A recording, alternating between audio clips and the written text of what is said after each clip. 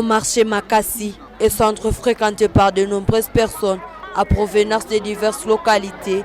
Plusieurs marchés de denrées alimentaires, dont des vendeuses de riz, affirment avoir acheté ces produits auprès de déplacés. Ces vendeuses rencontrées sur place ont expliqué que le riz qu'elles proposent à la vente leur avait été fourni par le déplacé. Ce dernier leur aurait révélé que ce riz avait été offert par les PAM. Selon ces vendeuses, les déplacés de guerre ont justifié leur démarche par l'absence d'argent pour payer leur loyer, ce qui les a incités à vendre leur ration alimentaire.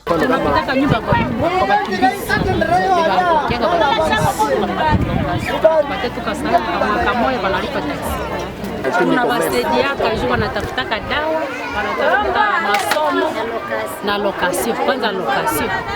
Wanateseka na location. Tunanamna kubakimbizi wenye wanapokea. Tunanamna msengi sasa ngani.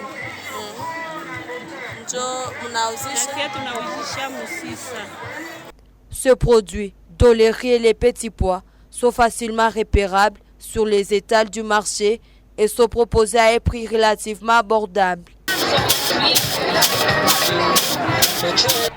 Du côté des commerçants de riz traditionnels, la vente de ces produits offerts par le PAM représente une concurrence redoutable. Ce dernier se plaignent que la vente des rations alimentaires à bas prix par le déplacé réduit leur capacité à attirer les clients. Ile mchele ya bakimbizi shatotesi kona acha hatuujishi.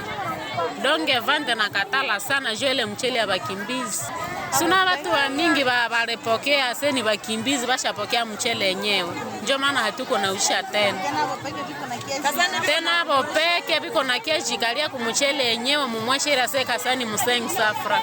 Nerukisha katisha munefsa na haituzana tena.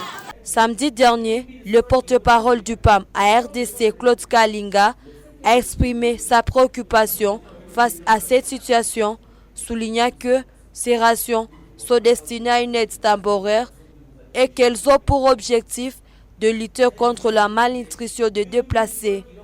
M. Kalinga a rappelé que les rations ne doivent pas être vendues car elles sont fournies pour soulager les bénéficiaires sur une période précise.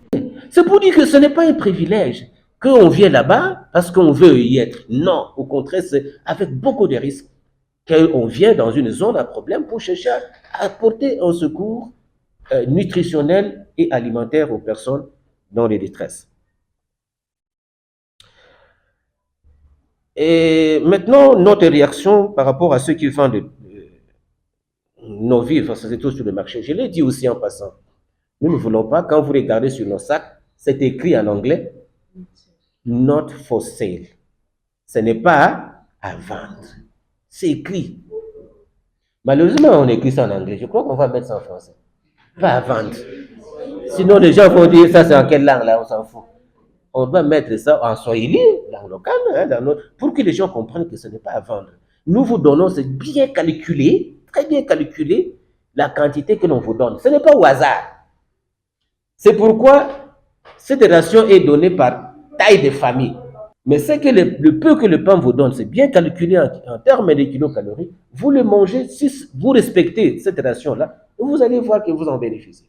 Le phénomène soulève de nombreuses interrogations sur la gestion de l'aide humanitaire dans la région, alors que la situation des déplacés continue à se détériorer.